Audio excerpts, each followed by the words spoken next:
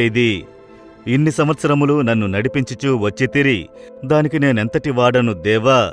నా భక్తిగాని, నా పరిశుద్ధతగాని, నా నీతి కాదు. నేను అర్హత లేని వాడనని నాకు తెలుసు. నా అర్హత లేని తనము నాకు నా దేవునికి మాత్రమే తెలుసు. అయితే దేవుడింతవరకు నడిపించుట ఎలా జరిగింది? ఆయన కృప, ఆయన కనికరము. నేనెంతటి వాడను? నా కుటుంబమేపాటిది. నేనప్పుడప్పుడు అనుకుంటాను, నేనుండే మా గ్రామం నాలుమవడి చాలా చిన్న గ్రామం. భక్తి కలిగిన కుటుంబంలో పుట్టి అనేక దైవములను భక్తితో పూజించిన వాడిని, యేసుని ద్వేషించిన వాడను నేను.